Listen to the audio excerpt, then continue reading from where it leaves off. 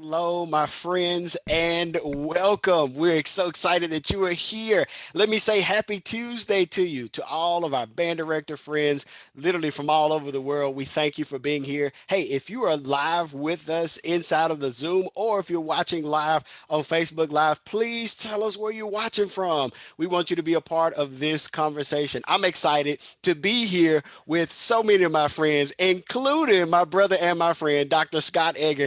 Hey, my friend, come on in here and say hello to everyone. Cameron, thank you so much. What an honor. You and I had a blast yesterday talking to middle school directors. Today we have the honor of kicking it up a notch. We're going to high school. Yeah. And we know that in the high school world, it was tough last year. Oh my goodness, the missed milestones.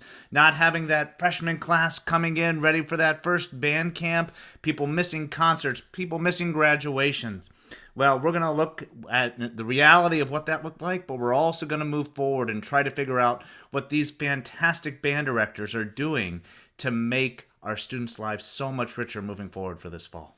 Absolutely, my friend. Absolutely. And look, this is a lunchtime chat. This is music professionals, educators all around. Absolutely. I got my cup to the side here and got a little something to eat. I got a cookie on the side that I'm going to be eating during this lunchtime. I'm cheating. I'm having my dessert first. But hey, we're going to have fun. We're going to have a good time. We're also excited to have our friends from the Marines here with us. So we got all kind of excitement that's going to take place here this afternoon, this morning, or this evening, depending on where you're listening or watching from. Hey, Scott, I want to invite all of our friends to come on. Come on in here. Come on in here. All of our high school directors, our Marine friends, come on in. And I want an opportunity for you guys to unmute, to say hello. Let us know where you're watching from and what's taking place in your world. Let's start with my friend Cecilia, then Claire, then Jared. Y'all come on in here. Say hello. Cecilia. Hello, I am so excited to be here. I have to tell you, one of my favorite things about the Summer Symposium, which I'm so missing, are these lunchtime chats. It's great sessions that we get to share with each other, but then that follow-up conversation. So being able to have just a chat with everyone is super exciting. I'm actually here at school. I can see my marching band out on the field. So I am the director of bands at Allatoona High School, very proud band director of the band here at Allatoona. And we started band camp yesterday. Wow, that is so exciting. Thank you for carving out some time to be with us today. You are a hero. We love you. Absolutely. Yes, Claire? Hey, good afternoon, everybody. So I'm Claire Milburn. I am a newbie to Music for All. I am a big fan of the Summer Symposium, but I have not gotten to go yet. So I'm excited to get to participate in this way. I am the band director at Central High School and also Central Middle School. We're a 6 through 12 program. And we are starting band camp in 2 weeks. So very exciting. And we're currently doing a percussion program with the credit recovery kids. So I'm kind of in the midst of that. So that's where I am. Nice. Thank you so much for being with us. Listen, we got to get you up to Summer Symposium. It's life-changing. I mean, it's the real deal. Jared, come on in here, my friend. Hey everybody, I'm so excited to be here. My name is Jared Cassidy. I'm the K-12 Performing Arts Coordinator in Lexington, Massachusetts, and I also get the chance to work with the LHS Wind Ensemble as their conductor. I'm so thrilled to be here. Again, I think this is actually my first time being part of this as well, so I've had some wonderful contact with Music for All throughout the year, doing some work with Dr. Edgar here around social emotional learning. Our students have done amazing things this year, and I'm so excited to be talking now after the fact that this year is done, talking about plans for the future, things that really went well, and things that we really want to take with us to the future. We're really excited about this conversation today. Thank you for having me here. Absolutely. We're glad you're here, man. Like I told you backstage, I watched the interview with your students and just blown away. I mean, it was fantastic, hands down. It was fantastic. So I encourage anybody that's watching live, or even if you're watching this later, please, you owe it to yourself. Go and listen in on the conversation that he had with Dr. Scott Edgar and their students. Oh my goodness, it was just fantastic. Jeremy, Matt, Mark, come on in here, my friends, and say hello. We'll start with Jeremy. Hey everybody, how y'all doing? Jeremy Doing Thompson well. here. Thanks Music for All for having me here and having us here. This awesome symposium. I'm the assistant director of dance at the Memphis Central High School in Memphis, Tennessee. Where I work with the great Dr. Ollie Liddell. We're in our second day of band camp. You can probably hear the flag of the color guard behind me chanting right now. We're in the midst of practice. This is our second day of band camp. We're getting back to it, and I'm excited. And thank y'all for having me. Absolutely. I love the pride that's there, Dr. Edgar. This is the Oh yeah. Memphis Central. I love that. Man, that's so good. Come on in here, my friend Matt. Hi, good afternoon, everyone. My name is Matt Wood. I'm an assistant band director at Rouse High School in Leander, Texas. I'm super excited to be here. Thank you for having me, Cameron and Dr. Edgar. And I cannot wait for the 2022 Summer Symposium. Yes, sir. Absolutely. With great anticipation. We're excited and looking forward to it. Hey, we have friends here, Dr. Edgar from the Marines. We want to make sure we get a chance for them to say hello as well. I don't know if maybe it's on my end, but they'll get a chance to come in here in just a second if they are not able to right now. Come on in, my friend. Yep. Just saying, I think we might have some technical challenges. We are so honored to have Chief Warrant Officer Pellon here. He's the director of the Paris Island Marine Band, and we are so honored to be here. I think he mentioned he was in the middle of one of those South Carolina afternoon rainstorms, and because everything's worked perfectly from a tech perspective this last year, right? No way. Well, we all get it. So as soon as Mark's able to join us, we're going to hand the mic over to him. But Cameron, let's get talking to some of these teachers. Absolutely. I mean, we want to know. This is a lunchtime chat. We want to hear from you. We want to know what went well this past year. The last 15 months, 16 months, it's been normal, right? No, it hasn't been normal. But we want to know what has gone well in your world. We kind of go in reverse order here. So Matt, then Jeremy, and then we'll cross back over. So one thing that I think was actually kind of a blessing in disguise this past year was we really had to, out of necessity, just evaluate our kind of processes and procedures of how we do things, and in some ways realize that maybe they weren't the most efficient way of doing it. And moving forward in the coming years, we're actually kind of, taking those into account and keeping some of the things that we did because of COVID, because it actually ended up being a better fit for what we needed to do. Nice. Can you tell us one of those things, Matt? Because of COVID, you had to do X and you're going to take it with you. Yeah, gladly. So I had several conversations with Fred J. Miller about just the way their uniforms are fit and everything, because, wrapping a tape around a student probably was not going to be the best way of, fitting them with social distancing and things like that. So we developed a system where the students actually submit their measurements ahead of time. And then our uniform crew will come pick out a uniform for them. And then it's a lot easier. It's okay. They need a size up, they need a size down. And we're going to keep that moving forward because we fit pretty much the entire band in a day. And that was wonderful. Matt, I see band directors right now making notes right down, stealing that good stuff, and that's what it's all about. This is why we have these conversations. Jeremy, my friend, what went well last year? Definitely along those same lines, streamlining processes to make things more efficient, bringing the band into the 21st century with technology, social media. We actually have active social media pages now for students to interact with and to be abreast of everything that's happening in the band world.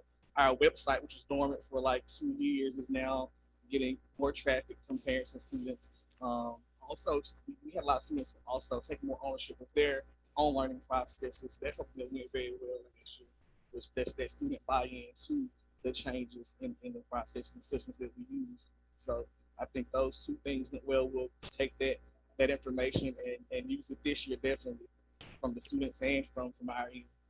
Absolutely. That buy-in is huge. My friend Claire, then Jared, then Cecilia, then Dr. Edgar, we'll throw it back to you.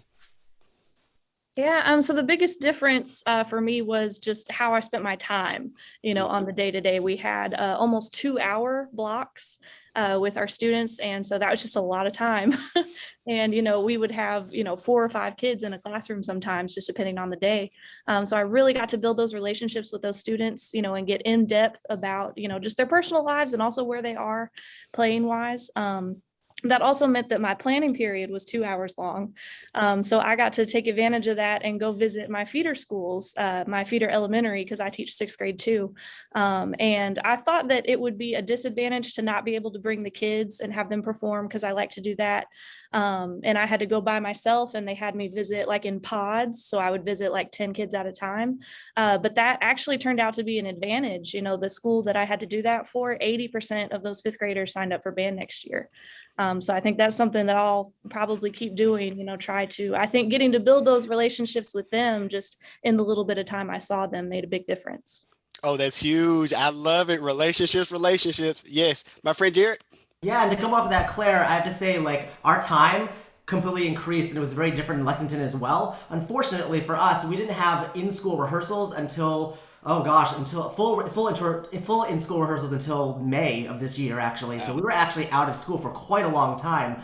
That said, what I loved was having the time to take away. Of course, we still focus on playing our instruments and music technique and perfecting rhythms and things like that and notes. However, the focus was really on providing the students an opportunity to have discussions around what music is. What is the musical intent, not only of the composer, but also what does it mean for us? And I think that sometimes within the pacing, the fast pace of the year, we get so ramped up with getting ready for this festival or this performance or this event coming up that we sometimes, though we mean well, we don't have as much time to really directly focus on conversations. So we use music in Lexington as a means of opening up conversations around race, around belonging, around identity, about really, really connecting with each other on a level that perhaps we might not have had the exact direct chance to actually have during our actual rehearsal. That's something I think that we'll take with us to this coming fall as well. So that was definitely something that we really, really love to do. Ooh, I'm taking all of it. I'm taking all of it in. Cecilia, my friend. I so many of the things that have already been said for sure, right? And then, you see Dr. Edgar say reevaluation. I think that we all, it was a check. It's sort of a let's see what's really truly important. We were able to prioritize, but I would say the greatest takeaway for me as the artistic director for our organization was to really, really catapult me into having to be creative. And we did some things this year that we maybe wouldn't have contemplated doing in past years, but we were kind of thrust into. We did a world premiere and created a music video, really because there was no way for us to share the music with our community except in this video format, and everybody was tired of the I'm sorry, it was great, the virtual band was cool the first 17 times, but then we wanted to just make a space together. And we went to a historic site in the state of Georgia in conjunction with the state park organization and created a music video at the Etowah Indian Mounds. Wow. I mean, that it was just because, well, okay, let's do something, but it was awesome because our kids said, you know what, you had every reason to give up and you didn't, you doubled down. And it has driven the students that are back in this building now to say, let's move forward with the idea that we don't know if there's going to be a tomorrow. Because on March 13th, we didn't know that was the last day that we were going to get to make music together for nearly 15 months. And so now they are so on fire, ready to get going. So this could be our best season ever. Yes, and it will be, and we're excited for it. Hey, if you were with us live, let us know in the chat what went well with you. My friend Scott, I'm sending it to you. I am just sitting back here just soaking all this in because this is the good in the world as we were so struggling throughout so many different things, and we've all experienced the pandemic in very, very different ways. One way that I think we are just given such the privilege to be able to explore today is the privilege of what this looks like even on the other side into professional musicianship. So I know we were having a little bit of tech trouble. He's back. So Chief Warrant Officer to Pellon, Mark, can you just tell us a little bit, introduce yourself, and then the question that we were posing to the panel was, what went well for you last year? Thanks, Scott. And first, let me just say before I say anything else, I just want to thank all the teachers that are on here. It's an obvious thing that we cannot have professional music without teachers who get us here. And we never forget that.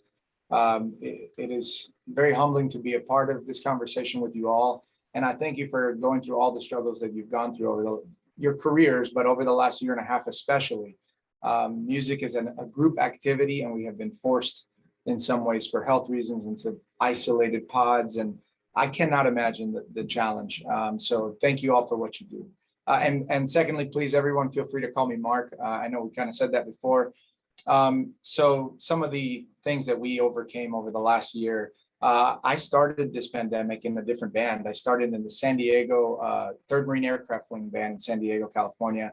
And at that time, we were performing well over 400 performances a year. And when everything started, we had to reinvent. I think Cecilia had, said it very well. We had to kind of say to ourselves, what now? And we have no idea what the future looks like. My first thought was, of course, the health of everyone. We were all trying to figure out information as it came to us, ever changing. But in the Marine Corps, we couldn't stop. We had to continue, first and foremost, to be ready for anything that comes as far as the national security missions. And then, of course, musically speaking. So I knew where my audience was. I just couldn't reach them. I think we all did. And so we all, I think, saw this incredible blossom of the technical side of music, getting online and going to our audiences instead of our audiences coming to us. I think in a period of 4 or 3.5 months of the beginning of the pandemic, when I was in the band in San Diego, we made over 45 videos, music videos. And I think the biggest reason was because we understand the power of music. We understand that in a time where everybody's questioning, everybody's trying to figure out what now, there's so much sadness happening with a lot of loss. We felt a responsibility to lift people up doing what we do, reaching the soul. And so we did a lot of recording. And I will tell you, my biggest challenge was really with my Marines, giving them a vision for the future that was very unknown to everyone. And I think your students probably were wondering, when do I get back to school? When is it going to be safe? When is it okay to get back to whatever normal might be? So those were some of the things I would say. And then as I transitioned here in the summer, right in the heart of the pandemic to South Carolina, I witnessed a lot of even bigger challenges. In San Diego, we had a lot of state legislature that did not allow us to have more than about 5 people. And so we did a lot of small ensemble work, brass quintets, woodwind quintets, a rock band, anything we could do with those numbers. Here, we had to perform every single week, graduating Marines ceremonially. And so we were somewhat calculating risk, marching all together. We had to change our marching formations to be double the distance, which plays a huge trick on your brain. We have very specific drill movements. And so we had to change everything to adapt to minimize the risk of getting sick. And ultimately, I think the Marines here, without question, did that. So I'm very proud of the team here. Mark, thank you so much for giving us the insight. Such a powerful story of resilience and a powerful model for us all. Thank you so very much. We'll come back to you in just a little bit because we want to hear more about what's happening in the Marines. Want to take this in a little bit different direction, and some of you have already started to hint at this. And I'm going to start with thinking about something that Jeremy said. Jeremy said, in other words, because we've always done it a certain way may not make it the best way. And as we're moving forward into this fall, there's going to be a lot of things that we're going to think about that, yes, this is tradition. This is how we've always done it. But maybe the last 18 months have taught us that there might be another model, that there might be another way of doing something that might meet the changed needs of our students. We know that the students that are coming to us now are different than the students that we had in front of us 18 months ago, which means we got to meet their needs in a different way. So we're going to go around the horn a little bit here and talk to these teachers about maybe what's going to change this fall. What are some things that we valued that we can maybe start to fold this deck? Because we're not going to give up that musical excellence. But I think oftentimes we've stopped at the musical excellence, and there's a whole world above that. Jared, can we start with you, my friend? Absolutely, absolutely. It came across so much when I heard, especially Cecilia talking about all the things she did with her students, hearing about what's going on with all the programs in this room right now. I think one of the things I realized from the very beginning, and I tried to keep my mindset on the entire time, as we go forward to the fall as well, is that what we do as music educators in our band rooms, it's not in our music rooms. It's not just about the technical playing and the output of music. What we're really doing is providing an experience for students. And I think outside of the performances, outside of the events, the experience was something that we truly had control over this past year, right? So it wasn't just about like, oh my God, I can't play instruments, we can't be together and rehearse and hear each other. We had to reimagine. So again, not only reevaluate, but reimagine what we're trying to do with our students and how to sustain that love of music. And based on what I'm hearing here today, the students are so hungry to come back because of those things that we put in place for the experience they had this past year. And I think that's something that we can really take with us moving forward. Bringing music outside of the rehearsal hall, from collaborations, having composers come in, discussions around music, attending virtual events, bringing guest artists in. It really kind of changes the parameters of like the experience of what students are having, you know, to learn from someone else other than just like getting these passages right for Percy Ranger or getting things ready for this big festival that we're going to go to. I think one of the things to think about as we move forward too in that reimagination is that idea of connecting, taking the time this summer as we preempt ourselves to the fall to be mindful for ourselves and connect with ourselves internally, but also to connect and start developing relationships with students now. Many of you have band camps going on, which I think are fantastic. Along with that, but like reaching out and just, especially we have new members coming in, and I love hearing that the numbers are growing and growing and growing, even out of the midst of this all. But taking the time to connect with your students right now and their families and get people excited about the fall is going to be really, really important. Jared, home run, my friend. And as we start to think about a major concern for all of us, we're concerned about retention and recruiting, right? That's at the top of our list that we need to be thinking about to make sure that we get, and I firmly believe that my answer is, come one, come all. I don't care what you've done before this. My doors are open. Come and make music with us. The space is here. And from that perspective, the solution to all of this is relationships and that connection. And you make connections to the families. And it's never too late. You know, what is the old Chinese proverb? When's the right time to plant a tree? 20 years ago. When's the second best time to plant a tree? Today. Let's plant those trees, friends. Cecilia, what do you have for us? Yeah, you know, it's you typed it in there, Scott. I see the process, you know, that I was going to talk about that. And then Jared hit on relationships. You know, that's the one thing that we're finding out today. We sat down with our student leadership team and we did our goal writing exercises that we always do at the start of the new year. We always celebrate Happy New Year here, right? And when they sat down and they started talking about goals, and this is, you know, directors, staff removed. All right, what are your goals? What are your goals for yourself? What are your goals for your section? What are your goals for the band program this year? The majority of them had to do with relationships. It was about the family that we have to create. It was about investing in an environment where the process was something that was honored and revered, and that they said it, you know, and the kids are the ones, you've done it twice, so it's a tradition. They're the ones that normally are like, we've got to do this because we've always done this. No way. They were like, the only tradition worth us keeping is one that's going to make us excellent. You know, that tradition of excellence, but fostering an environment where excellence is created because everyone feels safe, where everyone feels welcome, where everyone feels like they can make a positive contribution. That was the focus of our conversation today. And I think moving forward, you know, we all need to just that reevaluation, once again, prioritization. You know, if you want that really stellar product, let's invest in the process. Let's invest in people. And then the rest will come.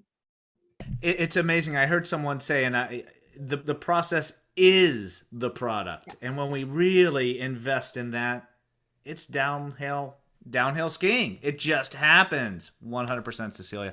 Thank you for that. Claire, what's coming with us? What are we changing?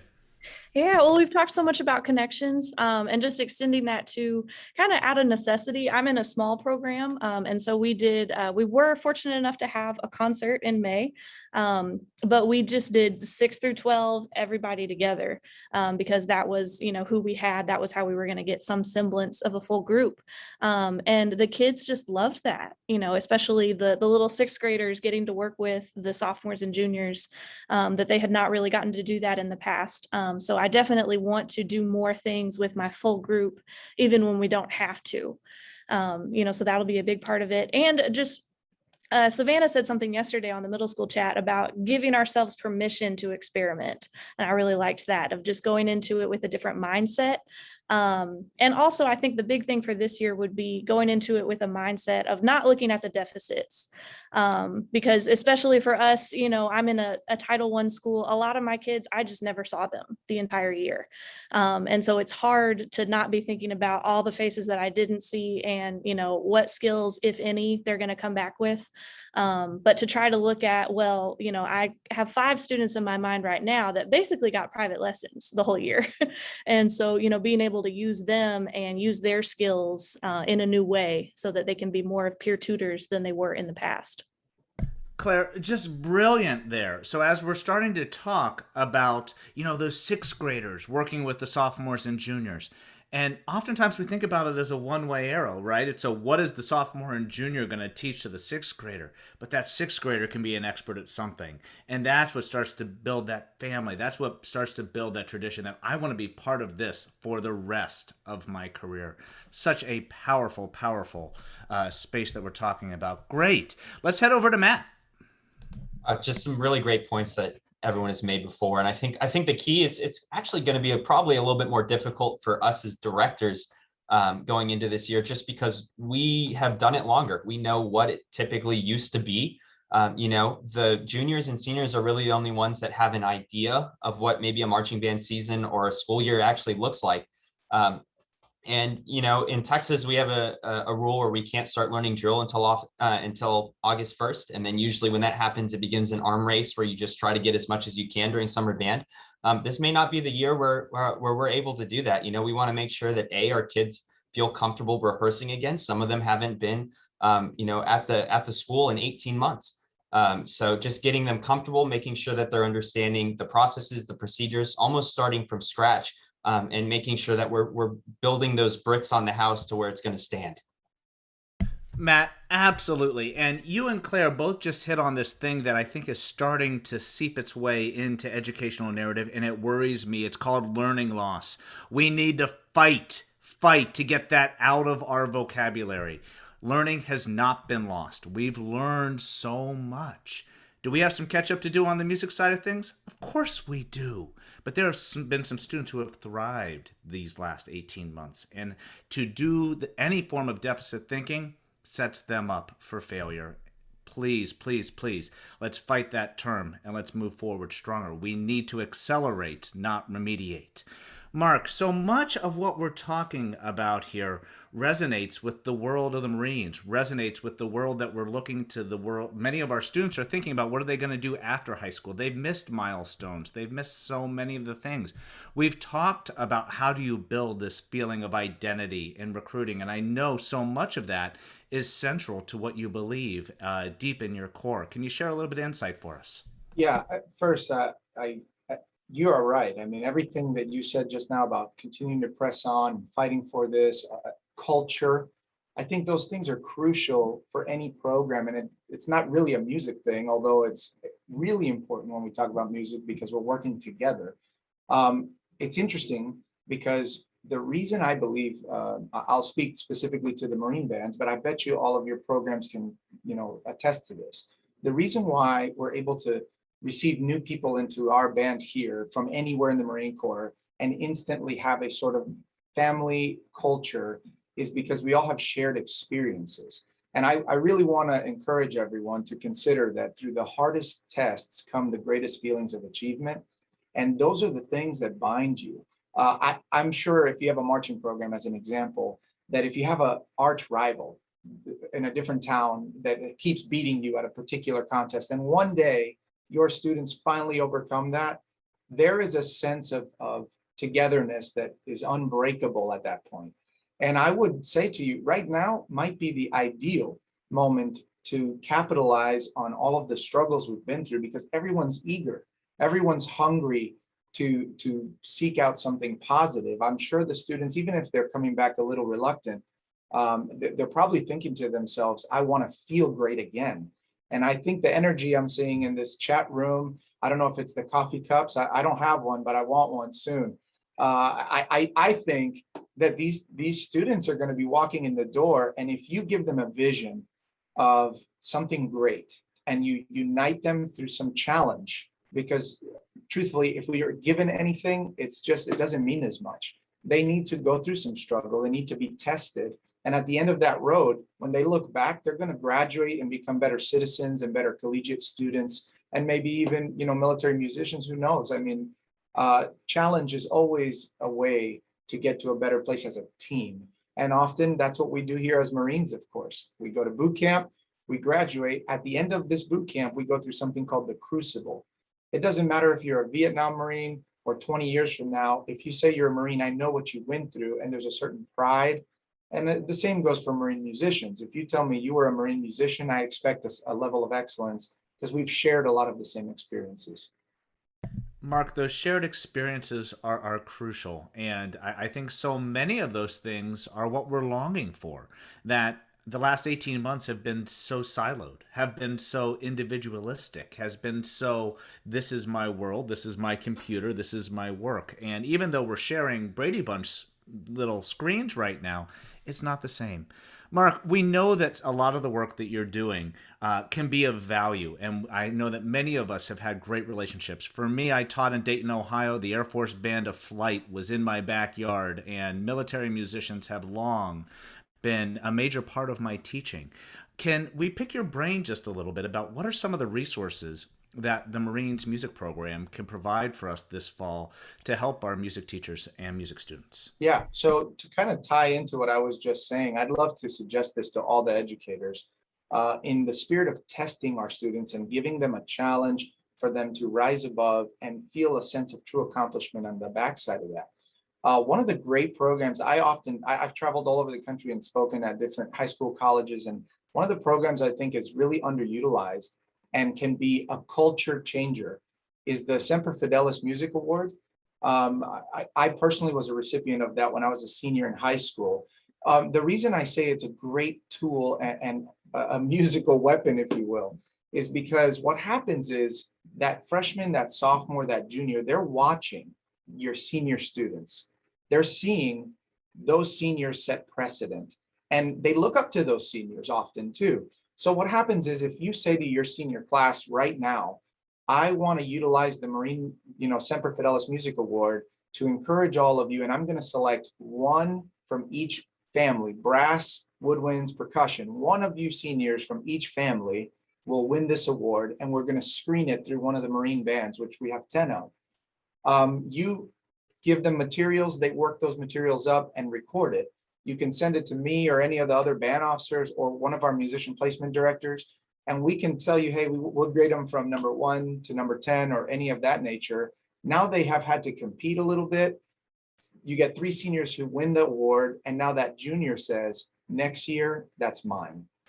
That sophomore and that freshman look up to that, and you start to set a culture of striving for more than just the status quo. And I think it's an underutilized asset that we're happy to help in any way. Mark, such a powerful example. You used the word culture just now, and I think that is so central to what we all try to strive for. But I think that's a little bit elusive. A lot of us don't know what culture is and how do we create culture and how do we rebuild a culture after the pandemic. I think a lot of that is what's floating around our head. I was just watching a series called The Secret of Whales on Disney Plus, for those of you who subscribe to that. Not product placement, but if you do have it, The Secret of Whales, the last one, it had a marine biologist and said that behavior is the what, culture is the how. And it was just a light bulb moment. It was like, yes, when we focus on the how, any one of us can do a piece of music, but how we do it, how we interact with the students, how we bring the students into the dialogue, that's what's culture building. Thank you so much. Jeremy, what's coming with you this fall? All right. I was saying we're just literally giving the band back to the students. So oftentimes, directors get caught up in what we want to see. We have a program that's on a certain trajectory, and to have that interrupted. A lot of the best things that we got this through the pandemic were ideas and things that students suggested on things that they wanted to see, or how can we keep that family, how can we keep that culture, and it was, literally giving them the band. So this is your program. How can we help this or make this the best experience for you? I just want to say that one short thing, just giving the band back to them. We're taking that moving forward, getting myself out of the way. I had my high school experience. It was okay. giving them their own experience and making them have their ownership of it, giving them their agency and really giving the band back to them. I love the word agency. And exactly what you were just saying. It's how can we take a step back so that our students can take a step forward? And just the energy in the chat right now when you just said amplify the student voice, have them have such an incredible role in their own education. That's teaching them to fish, not giving them a fish. Thank you so much for that. Cameron, back to you, my friend. Absolutely. I mean, I've heard the word culture several times in our conversation, and it's on the table now. And I'm just excited when I hear that because I know what it does for a program. Excited this morning working with some student leaders at in Wiggins, Mississippi. I know you can hear my accent in my voice. So Wiggins, Mississippi, we talking to some students, and I tell all student leaders, listen, culture is not what you say, it's not what you write down, it's what you allow. So when you say this is going to be our culture, it is the sum total of what you allow to take place. And when they become gatekeepers of that culture, it is huge. Speaking of your students and speaking of your own gatekeepers, I just want to know in your programs, in your particular area, this coming fall, what do your students need? What do the musicians need in your particular group? What do you see or forecast as the needs as we look forward? I want to start with my friend Matt, and then I cross over to my friend Cecilia. What are the needs that we're seeing as we approach the fall? Matt? Thank you, Cameron. I definitely think, students just need to feel like they're part of a group again. We've had a lot of isolation. I actually just started at Rouse last year. So there are students that will come at the end of July that I've never seen face to face. And there will be some learning curves of just getting to know them and maybe they're comfortable with being in large groups and maybe they're not. So I think that just, I know this is a bit taboo. We've been saying it for 18 months now, but having grace and understanding of where those students are and then helping guide them to where they need to be. That's so good. Cecilia, what would you say, my friend? Yeah, they need that place. They need a place that is their home away from home. So many of us talk about band family. They just need to be with their family. They need that contact. They need that interaction. They just need to be able to be kids. Right. I think that there have been so many stressors in their lives that they haven't had the opportunity to just be in the same space with other teenagers and just get to be themselves and enjoy each other's company. And then the process of making music and all of that will come along, but just, and allowing ourselves to that same grace that you're talking about. Allow yourself to have that same grace to let the students be kids and then let the music come out of that, not to push too fast into that product. That is so good. Giving ourselves grace and also extend it to our students and everybody that's a part of it, the staff, everybody that's a part of it. Grace is like that margin of space where magic really happens, and so allowing for that margin to take place is so huge. My friend Mark, same thing. Want to know from your perspective, the adults you're working with, you in front of the group, you're in front of the ensemble, what are some needs going into the fall? Well, I'll tell you, I find a big responsibility as the director here at the band that I have to provide a vision. There's a lot of question marks for everyone going into the rest of this year, I'm sure, whether you're high school or a Marine band. Twice a year, the band here takes vacation time.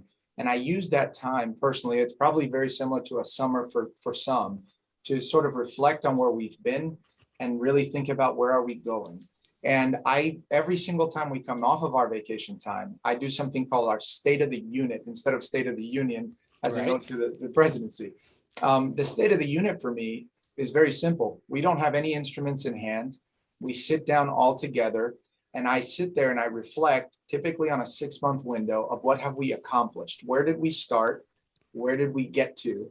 And then once I outline all of the amazing things they did, whether it was expected or unexpected, then I start to outline a vision for where are we going. And I'll tell you this, it's powerful as a leader to make promises. Number one, there's a lot of weight if you make a promise. You better deliver. But number two, your team builds trust in you as a leader. And I say team, I mean students, staff, any of that. If you can truly stand and believe in yourself as a leader, that this is what I promise that we're going to achieve, and then you outline a means to get there, your team develops cohesion and trust, and then they get excited because they can believe in something. The fall, to me, is my favorite time of year as a musician, because it's usually jam-packed with seasonal things that we're going to attack with a lot of spirit. So I think this is an easier time of year, to be honest with you, to say, here's the great things we're going to go after, and we're going to achieve them in a fashion that's better than we've ever done it before. And here's how. And lastly, I'd like to say to the comment about how, personally, I subscribe to why being much more important than anything else. The first thing I do when I take over a Marine band as a director is I tell them why we do everything we do.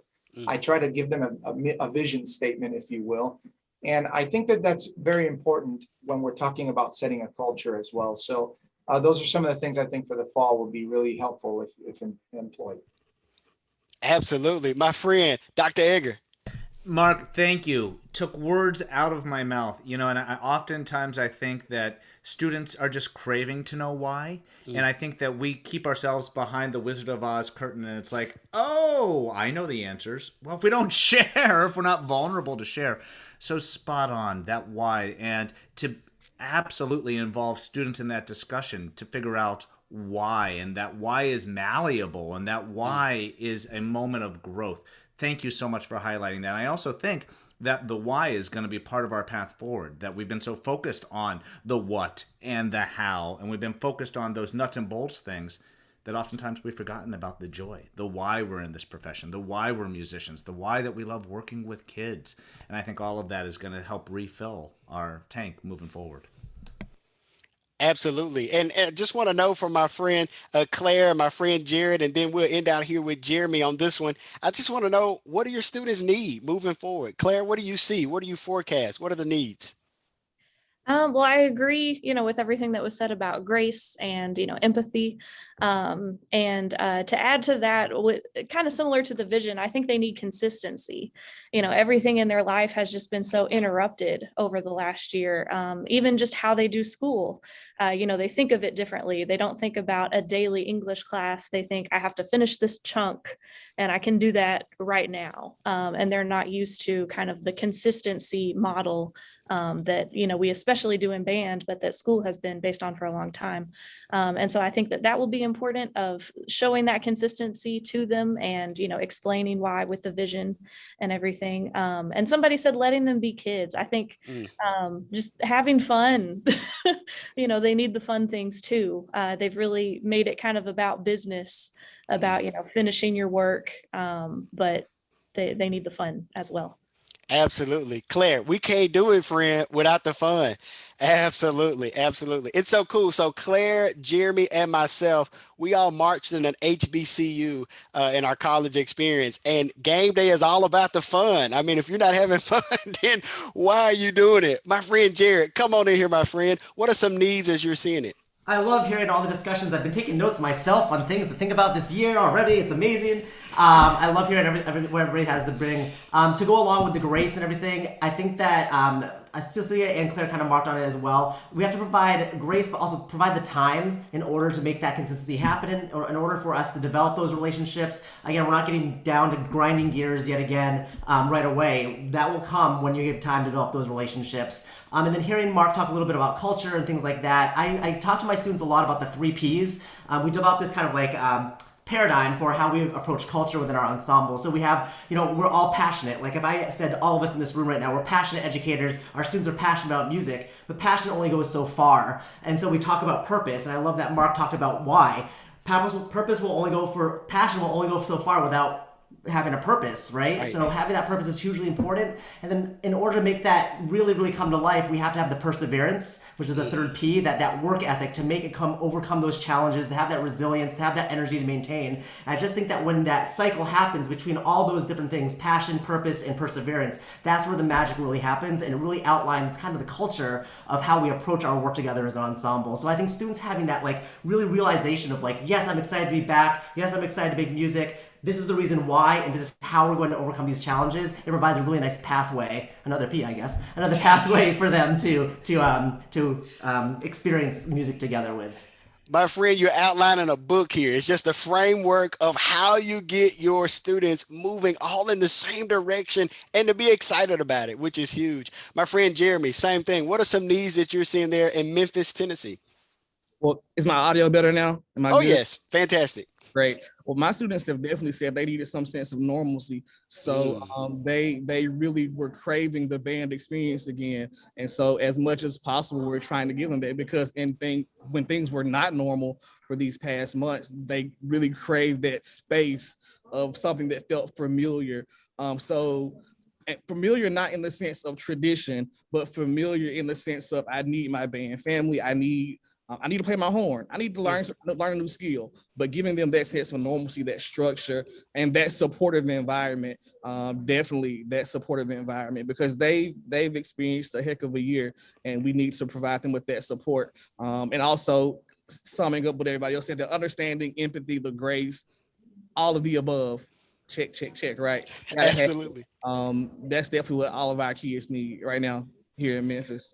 Absolutely. And I love that. And your students are so excited. Jeremy called me one day. He was like, Cameron, we have students up there at the stadium. They're playing. No band directors up there because of that connectiveness. That is a connection right there. And all of you that's watching live and those of you that's watching this later, you know how powerful those experiences are. And it's literally life-changing, and it means so much. And they will remember that for the rest of their lives. You remember that time we went to the stadium during the pandemic, to be there and to experience that with each other, it is huge. My friend, Dr. Edgar, come on in here, man. Thank you so much. Again, just inspiring words. But I think that this last year has beaten up a lot of our colleagues. A lot of our colleagues are just saying, I'm burned out. I don't know what I'm going to do in the fall. This is just a tough moment. I thought that this was my career, and I'm starting to have doubt. I'm starting to have second thoughts. So I think how we really want our time to end today is, given the wisdom which has been abundant during this last little bit of time, what inspiration and encouragement do you have for the field moving forward? Matt, can we start with you? Gladly. So I think there's two things that I can speak on. One is you need to have four things, which is happy kids, happy parents, happy administrators, and a happy band director. And you're going to kind of define what a great student experience is for this year. Maybe your program is ready to push a little bit more competitively, and that's great. Maybe your program is just needing to have people together making music again. Jared mentioned he came back in May. We were really lucky. We were back in September of last year that we had students on our campus to some point. So maybe our students are a little bit more comfortable and we can push a little bit different in that way. But as long as our students are happy, it's apples and oranges, every single program, even if they're just down the road, it's different. The other thing I can speak to is find a mentor. I know that kept me grounded throughout the pandemic, and it kind of helped me feel that we were all in this together. But it's also nice in general. It's helped me in my years of being a band director, of just having someone who has, even if it's 3 or 4 more years than you, experience and clout. And when you feel stuck, you can talk to them and they can kind of give you ideas of where to go from there. I think those two things are, of the utmost importance moving forward. Matt, brilliant. And in that piece about mentor, we just want someone to listen to us. And oftentimes we don't have that person. We just need someone that we can just vent, and there's no judgment. It's what our students want from us. And oftentimes we don't have that outlet going the other direction. Fantastic, fantastic. Cecilia, encourage us. Yes, I think, and I said it earlier, and many of you have alluded to this as well, prioritize. This past 15 years has forced all of us to slow down, which is sometimes very difficult for those of us in this field. We're going and going and going and going, and we're constantly saying yes, and we're just always busy. Stop and say, do I really need to do that? Does our program really need to do that? Do my students really have to do that? Can I assess what they're doing without a daily drill? Can it be something more authentic, more meaningful, that we can really be passionate about. We're not just busy for the sake of being busy. We're able to really kind of pick and choose. And I think that a lot of us, and a lot of my colleagues, when we were forced to slow down because things were shut down, it made us kind of stop and go, how are we ever maintaining the schedules that we used to have? So before you just jump right back in, stop and think, do we, be smarter about how you use your time, because your time is so precious. Your time with your own family, not just your band family, your own personal time, and make choices that are driven by that vision that Mark's talked about, and really take you in the direction of that vision and the things that you're passionate about. Cecilia, perfect. Slow down. My friend Jared and I have talked about this, that if you put the two of us in a room, look out, because we're those little bounce balls going all over the place. And just sometimes just kinetic motion, stop us and slow down and breathe. Absolutely. Jeremy, words of encouragement, please.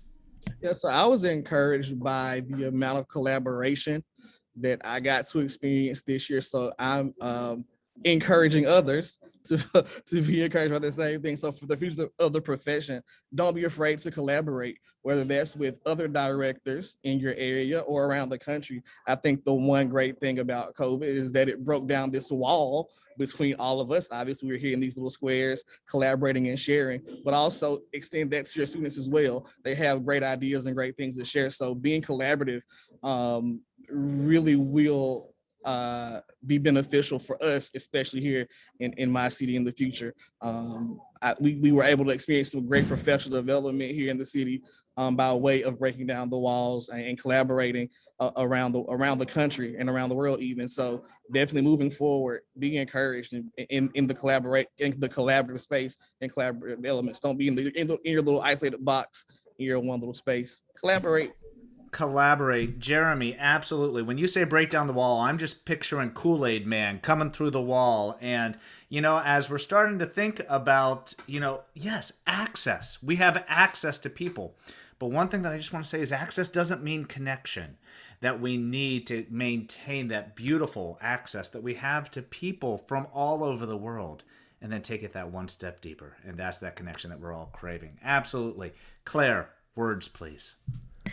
Yeah, well, one thing that really encouraged me this year was kind of giving myself permission to not always be looking for new pieces and trying to expose myself to new music, and just going back to, we all have like 5 tunes that really made us want to be band directors.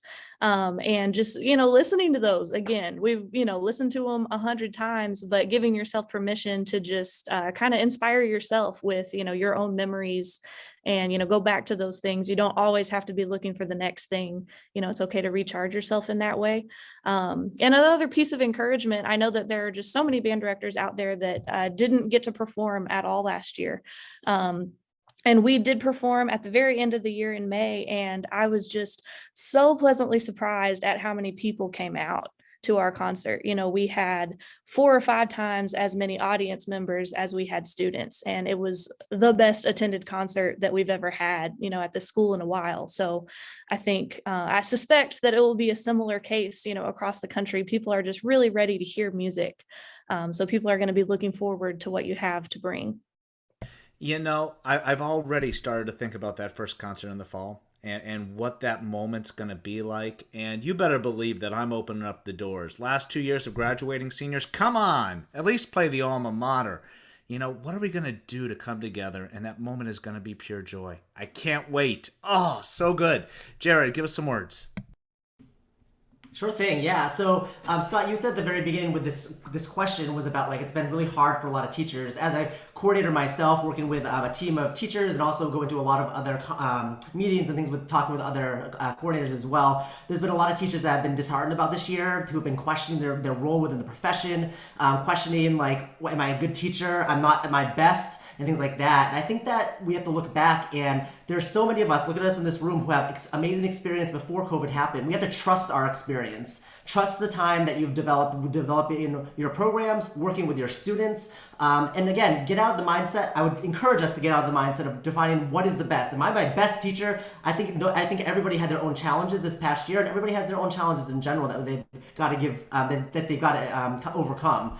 Along with this, like, we're human beings and we have to give our space to learn, our space to reflect. I'm a big reflector myself, and I think this can also help those teachers to reflect back on what you love, what made you love what you do when it came to music and music education, from when you were a student all the way to when you were in college to when you are a teacher right now. It will help to recenter yourself. I'm a huge proponent of gratitude, and I think that providing space in your day to give to give gratitude to your students, to people in your lives, to your family members, it makes a huge difference about how that changes your mindset when it comes to such a stressful or challenging time. I'm sure this year is going to be wonderful as we come to a more quote-unquote normal time, if you will. However, it's not going to be completely back to normal, at least not in where we are. So taking that and taking your breath, being reflective, being grateful for what you have is really, really important. And my last thing I was going to say is it's amazing how the smallest statements and actions that we state as colleagues, as teachers, even as ourselves as students and to our students, make the biggest difference, even within ourselves. So being really conscious about the smallest statements that you make, because they can have the greatest dividends, they can have the most amazing positive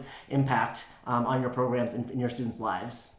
Words matter, don't they, Jared? And you walk the walk, your attitude of gratitude. For those of you who aren't friends with Jared on Facebook, every single day he writes just the most beautiful Facebook message honoring something that he's grateful for. And we're not talking like 2 sentences.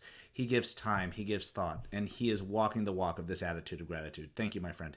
Mark, words of encouragement from us. I just like to say to everybody who's watching, if you're feeling like it's been too heavy of a time or you're unsure about the future, I just want to encourage you and tell you that you can't give what you don't have. You must rekindle inside whatever passion got you to where you are today, and then you'll be ready to inspire those that you're leading. I think that's a very, very important thing to do, to, like Cecilia said, to get back to taking a step back and reflecting. Don't get caught up in reflecting so much that you don't look forward to. But having a personal fire inside, motivation is something we talk about a lot, but that's really temporary. Inspiration is typically what I see gives us longevity and persistence, as was mentioned before. And I want to tell you, that it really is hitting home for me as I listen to all of this, because I was feeling somewhat burnt out, unsure of what's to come. How long is this going to last? How long do I got to keep getting super creative to lead these Marine musicians and feeding the passion that they had too? And I got to a point where I started seeing the national conversation adjusting. We're starting to see some optimism with the vaccine. And I felt like I needed to close the door on this idea of we're not sure anymore. So about a month ago, we finalized and finally put out a commission piece, and we were cooperating, as was already mentioned. We were working together with a past Marine musician named Dr. Onsby Rose, and we wrote a piece as a tribute to first responders and teachers. I hope everybody goes and checks it out. It's called "You Were There," and it is from the perspective of a new Marine who just graduated, and they're reflecting on all the things that teachers and first responders did to get us through this time. But in some ways, it's also to close the door on that season of life and to start moving forward. So I hope you all go check that out. It's on our Facebook, on the Paris Island Marine Band Facebook. It's at the very top of the page, and it is from my heart a gratitude to all of you. We wrote the narrations that go to the music. Dr. Rose wrote the music itself. But just be encouraged. You had a passion for what you do. You still have it. It just feels like it's drifted because of how long this has gone on. Find something that inspires you so that you can then inspire others. Such a powerful statement. And I know that every band director is right now on that Facebook page and checking out that piece. Such a powerful, powerful resource for us. And that's what we need. We need those resources. Cameron, let's send it back to you. Inspire us on our way out. My friend, I would simply say stay connected. Music for All is a family because of the connections. You know, I'm excited because we're having this conversation now. 2 days from now, we'll be with my friend Jarrell Horton, and that's friends with Cecilia and friends with Matt. And I mean, just all these connections that are made. Now we have new connections that are on here right now. I mean, I know that I'm going to see Mark in the future be like, yes, yes. And we'll get a chance to exchange stories and encourage each other. And our buckets will be full, not just from those encounters, but for those shared experiences like we've talked about earlier. But also, like my brother and friend, Dr. Scott Edgar would say, make sure you filled up and patched up the holes in your bucket so that you can receive the goodness that's coming to you with these connections. So that's my word of encouragement to the profession. All the high school directors that's watching, everybody connected to music, stay connected. Reach out, go to the Music for All website, go to all the resources there, go to the Marines website, go to the resources that's there, and stay connected and stay full, my friend. Dr. Edgar? As we wrap up, such inspiring words for so many great teachers who are encountering musicians who are struggling, who are thriving, who are surviving all over the map. And there's only one way that we're really going to know what our students need this fall. It's by asking them. Let's have these dialogues with our students. Let's understand what's in their hearts, and let's move forward together. Cecilia, you said it so brilliantly. Let's let them be kids, not push them too fast to the product. We will get there. We will get back there to the excellence, and we will get there together. But I want to just end by reminding us that we play instruments. We don't work instruments. That when we find the joy, the rest of it's going to happen. On behalf of Cameron and this amazing panel, thank you so much for giving us a little bit of your lunchtime today. On behalf of Music for All, I'm Scott Edgar. Thank you so very much. Be well.